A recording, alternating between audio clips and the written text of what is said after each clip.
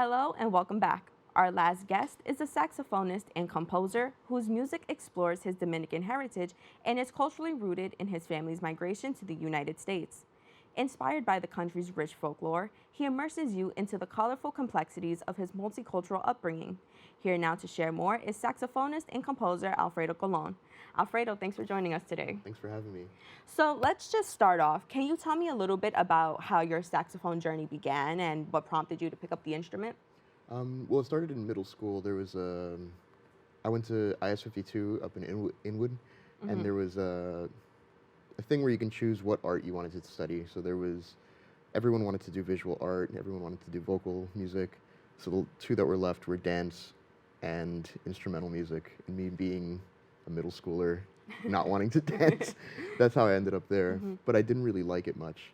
So it wasn't until high school where I was fortunate enough to have this teacher, Dr. Janet Grice, who was a brilliant bassoonist. She had played with everybody from all sorts of backgrounds and was just, I'm finding out later in my life that she was like a superstar before she was a school teacher. So she would get us concerts to Carnegie Hall. She would take us to all these events and make us play all this really interesting music that I had no idea how brilliant it was at the time.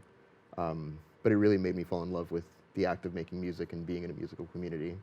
That's so awesome. And at what point did you realize, like, hey, like, I want to make this a living. I think I can do this. What point was that? Oh, there was one concert she took us to. It was Brad Meldow, amazing pianist, had this commission that he did at Carnegie Hall. And he had two saxophonists for one movement, and they were Chris Potter and Joshua Redman. And I mean, I was like, jaw was on the floor. I was just like, that's what I want to do immediately. And I haven't looked back since. That's amazing. And you mentioned that you got your start in middle school, right? Yeah. And we're seeing now with New York City public schools, they're either facing or have already faced cuts to their music program. So can you just tell me a little bit about how music benefited you as a middle schooler and why we should try to start bringing these programs back and how it can impact our youth today? I think a lot of the times that conversation comes into play, people are always like, it makes your math scores better, it makes you better at literacy and all this other stuff. But overall, I think the main thing that I benefited from as a child learning music was more of the team building and learning how to participate in a community, kind of lessons that I learned where I think you just kind of take these things with you that make your relationships outside of the music so much better. So I just learned how to settle an argument with someone. It's like whenever you're creating anything, people are going to butt heads, but you know how to like be cool about it and not take things personal or be rude to somebody when things aren't going as smoothly, or how to uplift each other, how to uplift yourself so that you can uplift each other. Just like all these valuable life lessons that really made me who I am today outside of the music, I think. Yeah, for sure. And you just mentioned a bunch of great points. Can you tell me a little bit about what your favorite part of music is? Oh, the community. I think it's the most beautiful part. I play jazz, which is just like, a lot of the times we'll say like someone's taking a solo, but it's not. We're all in it together. And something I think about is just like you're only as good as you let. Sorry, you're only as good as you make the people around you are. Like you have to. You're good if you can make the people around you sound good. And I feel like the community that the music has given me does that in all aspects as well. It's like if one of us is sick, we're all gonna pull our money together to make sure that they get the coverage they need. We make sure that like no one's shows are empty. We all text each other and we're like, all right, we're gonna sit in the front and make a bunch of noise, and it's just beautiful. Like there's people that I meet and it's like, this is my brother and I've known this guy for a week. It's like an immediate bond with all these people and you feel like you're a part of something bigger than yourself.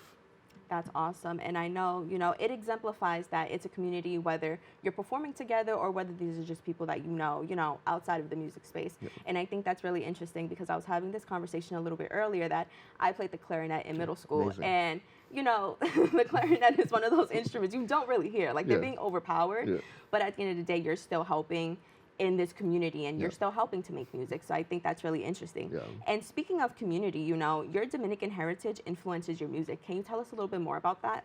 Yeah. So my dad is like this super, super smart guy. He can talk to you about anything. And over the course of the pandemic, I was spending a lot of time with my family. I'd stay with them for extended periods of time. And, you know, we just get to talking about, like, folklore and history and all this stuff. And it's just, like, such a deep, rich history. And then, like, the mythology and the folklore is so interesting. There's all these characters that are just captivating. And he can talk. He's a great storyteller, so he would, you know, sit there and next thing you know, 4 hours have gone by and I've learned all this stuff and had a beautiful time. That's awesome. And, you know, what, in your opinion, what is the hardest part about playing the saxophone and, you know, playing music in general? Well, I guess the hardest part about playing the saxophone is setting yourself apart from all the other saxophonists. Yeah. In New York, I feel like you can walk down the street and you pick a random person and 5 times out of 10, I can tell you they can play the saxophone. There's so many of us out here, and everyone sounds so amazing, and you know, everyone's doing their own thing. So I think just like finding your space within so many people. No, yeah, for sure. I mean, listen, like you said, sometimes it all just sounds the same, and how do you stand out, especially when, once again, you're playing in a big group, you know? But also, was there ever a moment that you were like, man, like, I don't think this is going to work out, you know? Like, listen, music's a tough business to get into, so was there ever a moment where it's like, I don't think this is for me anymore? I was just telling someone about this the other day. There's so I used to work at this venue called the Jazz Gallery. And it's a beautiful space where they give these performance opportunities to young musicians, and then they kind of Rio, the artistic director, she's always just like, I don't care what it is as long as it's good. There's a lot of pressure to, you know, but a great part about working at the gallery was I had the keys to the place, so we would have jam sessions in the space when no one was there. And I remember there was I played with this amazing saxophonist, Akash Mittal, and he brought in this song. It was like 1 million pages long, and none of the parts repeated. It was it was just like everything was a new idea. And I got lost like 30 seconds in, and everyone just kept going without me. And I just sat there like, man, these guys are so good. And I don't even know where I am right now. And I remember going home and just being like, damn, is this really for me? But you know, I would see Akash all over the place, and he was so encouraging that eventually, you know, being around, that's a beautiful thing about it. It's like you're around these great people that they sometimes make you feel like, oh, I'll never be that good. But then you actually hang out with them, and then it's like, oh, like I just got to hang out with this guy, and he'll like teach me how to be that good, you know? And that goes back to the community thing. We're all uplifting each other all the time. Yeah, for sure. You know, mentorship is so important, but mentorship can only go but so much, you know, if you're not willing to put the work in. So can you tell me a little bit about, you know, as you were starting your career, what was that practice schedule looking like? Oh, it's always been random. Yeah. I'll have months where I practice for hours at a time, and then months where I don't practice at all. But then there's also the performance aspect of it where I'm playing a lot, and then, so at least there's time spent making music and creating, which is sort of a practice in itself. But in terms of just like sitting down, it's always been like a random mess for me. Hey, listen, it works, right? It works for you, you know? And other than A Witch Gets Married, which we'll talk about in a few minutes, do you have a particular piece or pieces that you've played before that you would consider your favorite? Oh, there's one called Doom Knocker. That's about my dad. And there's the story he told me, this is again, he's a great storyteller, but the story he told me was he grew up in Salcedo. It's a rural part of the Dominican Republic, and he grew up on a farm. So part of that was like, you know, they raise animals, and he came, you know, when he got old enough, his dad was like, you have to start killing the animals, and he had to kill a duck. And he just couldn't bring himself to do it. And my grandpa, being such an old school guy, he was just like, you'll never be a man unless you can do this. And my dad just could never do it. And it was something that stuck with him for his whole life. And when my grandpa was dying, he was on his deathbed, and he told my dad that he forgives him for not killing the duck. And so it's always just like, I guess it's a song about like ending a generational curse or some sort. So Um, yeah, but every time I play that one, we're all just on stage like crying. It's like the most emotional part of the set. Yeah. And it's always my favorite to play because I just Oh, get to okay. scream and play loud.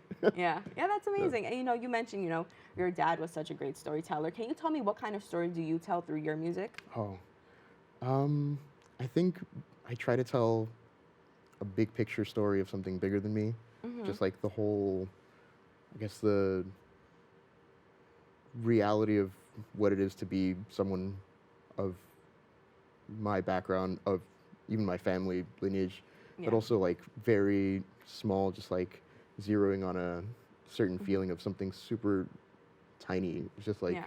being in a place or something of the sort. So I guess vague in both how big and and small at the same time is the goal, if that makes sense. No, yeah, for Yeah. sure, for sure. And now in 2020, you were awarded with the Jazz Coalition Commission Fund grant. Can you tell me a little bit more about that? Oh yeah. So the Jazz Coalition is run by a great guy named Bryce Rosenblum. Mm-hmm. He puts together all these festivals, like Winter Jazz Fest is something that he's been working with behind the scenes for a while, and he's really great at uplifting the musical community, especially in New Mm-hmm. York. He does so much organizing, and when the pandemic hit, he knew he had to do something, Mm-hmm. and so he awarded, I think, 50 people at first, and then another round of 50 Mm-hmm. to create an original work. While they were, we were all locked up, so Mm-hmm. we had to do something. So that's where I wrote my piece, "A Witch Gets Married," Okay. um, while I was like staying at my parents' house. Yeah. Yeah. And tell me a little bit about that piece. So in the Dominican Republic, when it's raining but it's also sunny out, we say a witch is getting married. Oh, okay. And so it's always like it's always fascinated me as a kid. My mom would always say that, and I'd be like, "Where? Where is she?" Uh-huh. But I would always have this like vivid imagination, and I would like try to imagine what that was like. But the idea of rain and sunshine at the same time, and light and dark, just kind of influenced a lot of the inner functions of like the harmony and rhythms in the song. So Yeah. it was just the ideas were all brewing up in there. So Yeah. that's the that's how that came to be. Yeah, of course. And in 2020, you were awarded with this grant, you performed this piece, and you were also a recipient of the Roulette's Van Leer Fellowship. Sorry, that was 2022. But Yeah. in 2020, you had a lot of different things going on. But in 2020, we also know that we were Yeah. in the pandemic. And so as an artist, how did you manage? Because some people, they would do virtual jam sessions or they would do Yeah. Instagram lives. How did you adjust? At first, I mean, there was just like nothing to do, so I was just practicing at home. Luckily, in my apartment, I used to live with my best friend, who's a great guitar player named Ed Gavitt. We had a studio in the basement, and luckily enough, we had cool neighbors who didn't mind us playing all day. So we would just sit there all day practicing. Then eventually, there was a moment where my best friend Steve, also the bass player in my band, his girlfriend, Hannah Marks, who's also an amazing bass player who I love to play with, she was like, "Oh, I want to play with new people, but I want to be safe." And we were in the same bubble, sort of. So we ended up having a weekly rehearsal with our friend Connor Parks, who's also the drummer in my band. And the three of us would just play once a week as if there was a pretend gig in our basement. So we'd just play for an hour or 2 hours nonstop. And it was a nice outlet. And Yeah. the nicest part was when gigs started happening again in person, everyone was out of shape from not playing. Right. And we were like, "Oh, we have all this music ready to go." We've been, we were just like killing it immediately. Yeah. Yeah. You're ready to hit the ground running. Yeah. Yeah. Yeah. And, so tonight you have an event coming up. Give us all the details. Where is it? Yes. What's going on? What should we So- wear? Wear whatever makes you feel best. We're going to be at Bronx Art Space, courtesy of Bronx Art Ensemble. It's going to be my band featuring myself on alto saxophone, Steve Williams on the bass, Connor Parks on the drums, and Lex Corton on the piano. We play at 7 p.m. It's free admission, so please come out. We're going to be playing a lot of the songs that I mentioned, as well as some, I think we're going to play an Ornette Coleman composition. That's my hero, so I always try to play something of his. It's going to be emotional, it's going to be loud, it's going to be fun. So come out. For sure. I can't Yeah. wait. And lastly, I just want to ask, what piece of advice do you have for an aspiring artist who wants to make music their career? lean on your friends. No one does anything by themselves.